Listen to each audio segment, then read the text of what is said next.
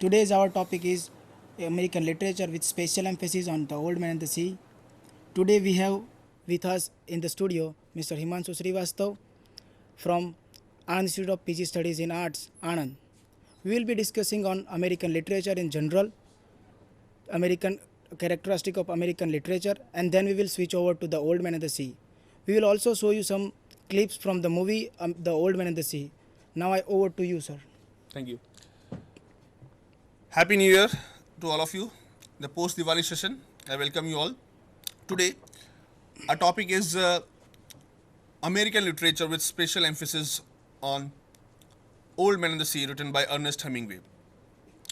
As said by Sir, we'll be having schedules, sections of different parts. First, we'll be discussing the American literature. Then later on, we'll be switching over to characteristics.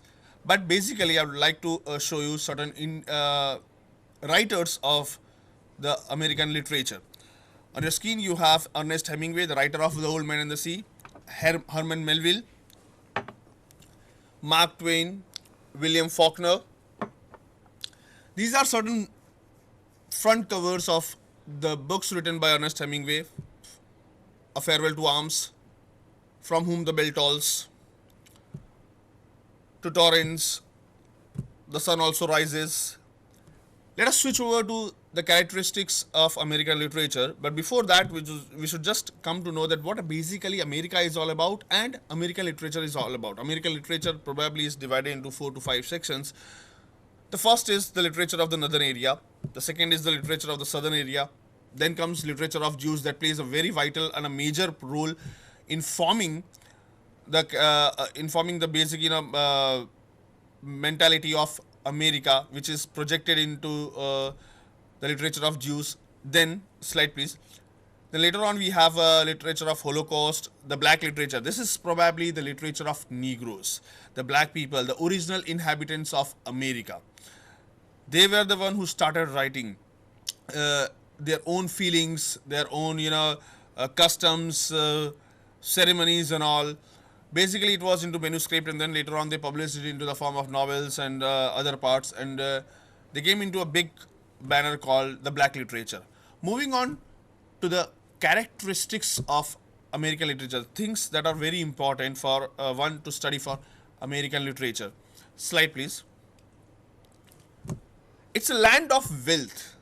You all know it is not new for an Indian student, because each and everyone aspires to go to America, because we consider America to be a land of wealth. It's totally different that now recession period is going on.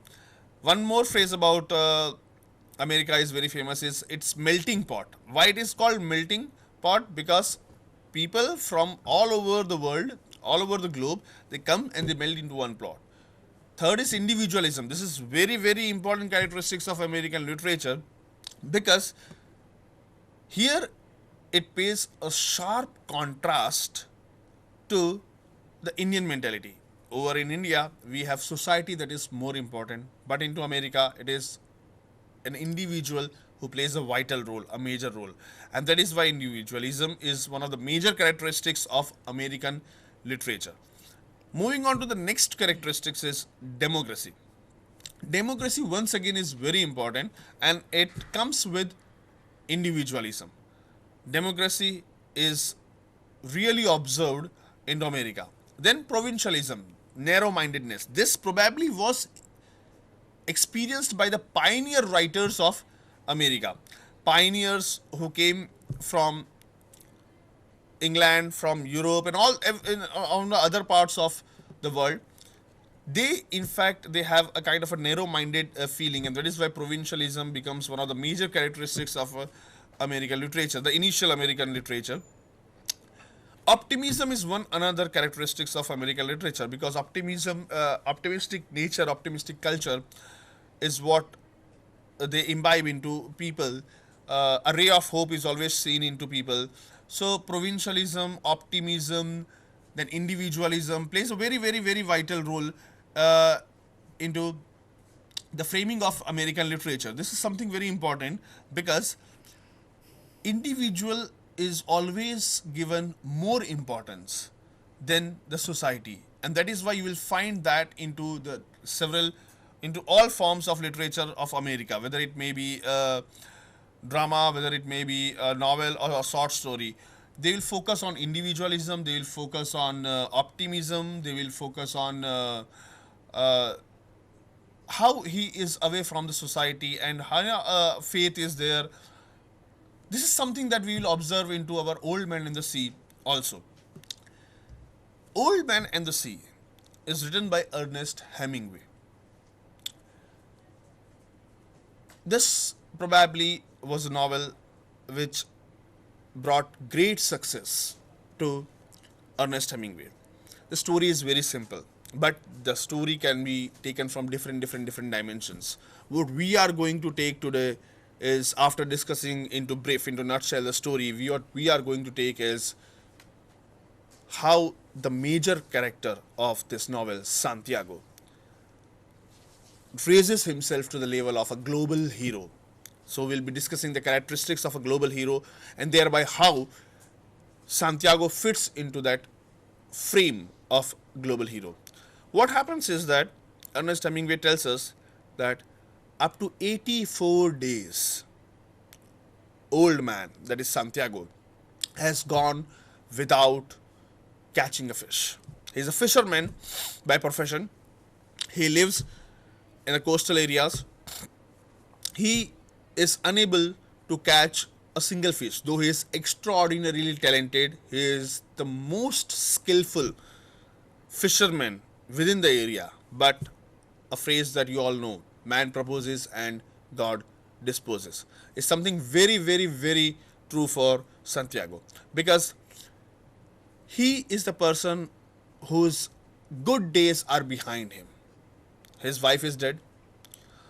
Only a table, a chair, and a few things that he has in his tattered hut. He has no companion.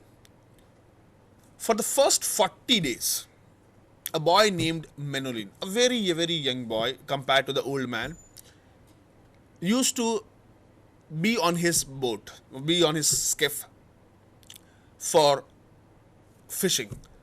But unfortunately, as they were unable to catch, as I mentioned earlier, that up to 84 days he was unable to catch any fish.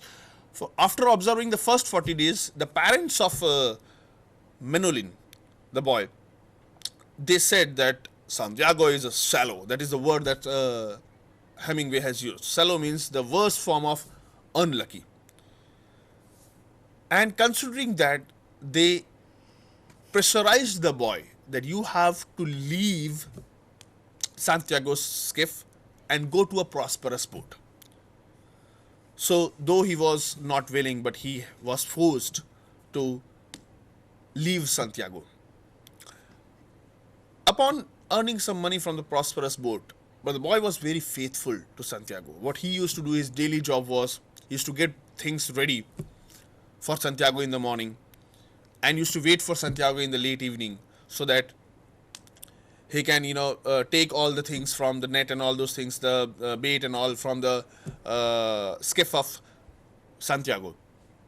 What they used to do daily is they used to go to a terrace cafe, where Martin, a fellow who is very humanitarian in attitude, used to give them a beer or coffee. And later on, they used to go to their hut, wherein it was a daily schedule that the boy used to ask, what would you like to have into dinner? And Santiago used to say that I have yellow rice with fish. And by some or the other reason, or some, by some or the other, reason, he used to say that, yes, I have to go to take bait. He used to give gifts to Santiago. And so he used to come out of the hut, the boy, and thereby he used to go to Martin to get some food, because he was knowing that probably Santiago is lying, because he hasn't catched any fish. So how can there would be yellow rice and fish? He used to come with some or the other food, some food for Santiago and himself, and they used to eat. Santiago, though he feels that this is humility, but he thanks Martin for being so kind to him.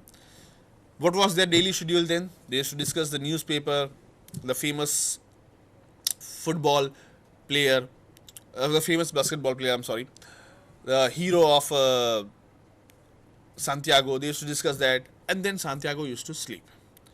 Santiago here's something, Ernest Hemingway wants to peep into the psyche of Santiago by mentioning, regularly that Santiago has only two dreams.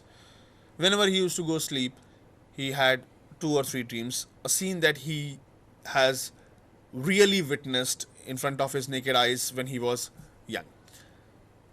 Some lions playing on an island, a whale moving into the uh, deep center, a deep sea, and then he used to get up and all. What happens is that once they go to the cafe restaurant, terrace cafe, and the young fishermen, they made fun of Santiago. That was the mental pain that he faced. A lot of mental pain. But he never retaliated. This is something that is very, very, very peculiar about Santiago. He never, never, never retaliated. On the contrary, he kept quiet and promised himself that one day I'll catch a bigger fish and prove myself that I'm the most skilled fisherman of the town. The older fishermen, they used to feel sympathy and empathy for towards Santiago. Next day he promises himself and he goes deep into the sea. Menolin says bye to him, and then he crosses the line of danger. That is, he goes amidst the sea, wherein he is unable to look at the ocean or look at the land. The greener part of the land was all wiped out. The bait was down. He was praying to God that he would be able to catch the fish. He has developed a habit of self-talking. He talks to himself. He talks with the birds. He talks with everything else. Somehow he's able to catch a tuna fish, a 10-pound tuna fish, which he thinks would be a good thing, good, for bait, so that he will be able to catch a bigger fish. But by noon, the line, the fathom line crosses 100 mark. The bait suddenly goes down, and Santiago realizes that the fish that was playing with the bait now has swallowed the bait, and it is of a considerable size. In order to catch it, he uses all his strength so that he could catch the fish. But the reverse happens over here. This is something very new introduced by Ernest Hemingway. Instead of Santiago catching the fish, taking the fish, or what happens, the reversal happens. The fish starts moving and the boat, the skiff starts rowing. Santiago holds tightly the rope. While doing so, there are cramps into his hand, injuries into his hand, into his shoulders, and all. But the struggle goes for 2 long days. Unbelievable. 2 long days the struggle goes on. He respects his opponent very much. This is something very, very, very sharp about Santiago. He respects the individual. He respects his opponent. He says that, yes, I respect you, but I'll kill you. This is determination in him. I'll be discussing through my slides later on, after my story gets over. Later on, what happens is that after 2 days of epic struggle, this is something very, it's an epic struggle of a fisherman. He's able to kill the marlin. The fish is marlin. As soon as he plunges the harpoon inside the head of marlin, it dives to show its strength. And oh my God, it is 2 feet longer than the skiff. Santiago is scared, but he's determined that, yes, I will kill and I prove myself. He kills it. Though he respects it, while his return journey, he communicates with the fish, though it is dead, that the people who will eat you, in fact, don't deserve you, because the struggle, the epic struggle that you have done, in fact, you should be saluted. You deserve a salute. But later on, what happens is that from that harpoon, a trail of blood is left, which attracts a shark. Santiago is able to kill the shark also. But what happens is that more blood, more sharks. He thinks that, oh God, I should not be able to fight anymore. But unfortunately, he fights, and he fights. He feels sorry because nothing is left. The sharks, they start eating. The sharks, they eat half of the fish. And Santiago now doesn't want to look at the fish, the marlin, because only the head and the tail is left out. The rest is skeleton. This is the emotional pain that he feels. He goes back to his hut, sleeps there. Next day, people gather. They are shocked to see a 30 feet long skeleton. Manolin is quiet. He was crying because people have started searching Santiago. He is very happy that his master has come back. He brings coffee for him. The moment Santiago gets up, Manolin promises that now onwards I will fish with you. I will fish with you. This is the promise that Manolin gives. It doesn't matter whether my parents agree or disagree. Some tourists come and they mistake marlin as shark. And here the story ends. Now, what basically I have said you in a nutshell, what basically Hemingway has tried to say is that it's a story about an existential hero in this absurd world where nothing goes according to him.